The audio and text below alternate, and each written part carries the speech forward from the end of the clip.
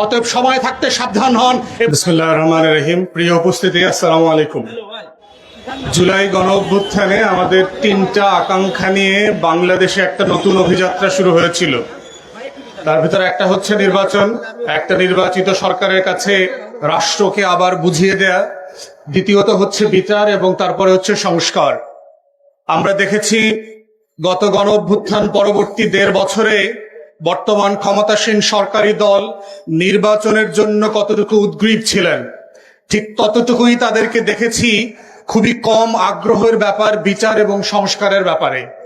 এবং দুঃখজনক হলেও সত্য, আজকে এই সরকারি দলের 5 মাস পূর্ণ হয়ে যাওয়ার পরেও বিচার এবং সংস্কার ব্যাপারে তাদের যে আগ্রহের ঘাটতি, সেটা আরো বেশি পরিষ্কার হয়ে যাচ্ছে। এবং এটা করবার জন্য তারা যেটা করেছেন, আমরা যেটা ধারণা করেছিলাম যে কোনো না কোনো ভাবে আওয়ামী লীগকে পুনর্বাসন করা, আমাদের শত শত শহীদ আহত পরিবারের উপরে যারা গণহত্যা চালিয়েছেন তাদেরকে কোনোভাবে আইনের ফাঁকফোকর দিয়ে মাফ করিয়ে দেয়া যায় কিনা, সেই আশঙ্কা আমরা বারবার দেখতে পাচ্ছি বাস্তবে রূপান্তরিত হচ্ছে। এই আইসিটিতে যিনি সবচেয়ে গুরুত্বপূর্ণ, ঐতিহাসিক, সাহসী ভূমিকা পালন করেছেন, ক্ষমতায় আসবার কয়েক দিনের মধ্যে সেই দুনিয়া খ্যাত চিফ প্রসিকিউটরকে ওনারা সরিয়ে দিয়েছেন কোনো কারণ ছাড়া।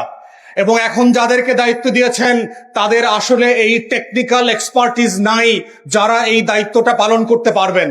তাই আমরা সরকারকে আহ্বান করছি, যদি আপনারা নিজেদেরকে জুলাইয়ের পক্ষের শক্তি মনে করেন, যদি আপনারা মনে করেন গণ অভ্যুত্থানের বিচার এবং সংস্কারের ওয়াদা থেকে আপনারা সরে আসেন নাই, যদি আপনারা এখনো বিশ্বাস করেন যে আপনাদেরকে আমরাও বিশ্বাস করতে চাই যে আপনারা জুলাই সনদ বাস্তবায়ন করবেন এবং গণভোটের গণরায় বাস্তবায়ন করবেন, তাহলে অবশ্যই অবিলম্বে আওয়ামী লীগের নেতা কর্মী যারা ফৌজদারি অপরাধের সাথে জড়িত, প্রশাসনের যারা বিভিন্ন জায়গায় আইন শৃঙ্খলা বাহিনীর সদস্য, বিভিন্ন ফোর্সের যারা গণহত্যা এবং মানবতা বিরোধী অপরাধের সাথে জড়িত, তাদেরকে বিচারের মুখোমুখি করেন অবিলম্বে।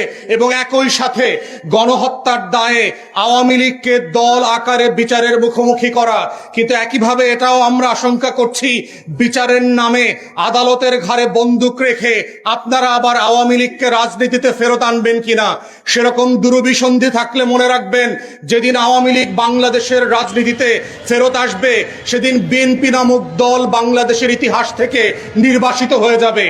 অতএব এইটা আপনাদের চয়েস, আপনারা ইতিহাসের কোন জায়গায় দাঁড়াবেন এবং কি সিদ্ধান্ত নেবেন। তাই আজকে আইসিটিকে এবং সরকারকে আমরা আহ্বান করছি, গণ অভ্যুত্থানের ইতিহাসকে ছোট করে, হেয় করে, বিচার প্রক্রিয়াকে খাটো করে, আওয়ামী লীগ এবং তার জোটের নেতা কর্মীদেরকে ব্যাকডোর দিয়ে ক্ষমা করে দেওয়ার কোনো ষড়যন্ত্র করলে জুলাই যেভাবে ফিরে এসে সেটার জবাব দিয়েছিল বাংলাদেশের মুক্তিকামী মানুষ, একইভাবে আপনাদেরকে রাস্তায়, রাস্তার বাইরে এবং ভোটের তালিকার মধ্য দিয়ে আপনাদের সেই জবাব দিবে। অতএব সময় থাকতে সাবধান হন এবং সঠিক সিদ্ধান্ত নেন। এই আহ্বান রেখে আমার বক্তব্য এখানেই শেষ করছি। সবাইকে অসংখ্য ধন্যবাদ। আসসালামু আলাইকুম।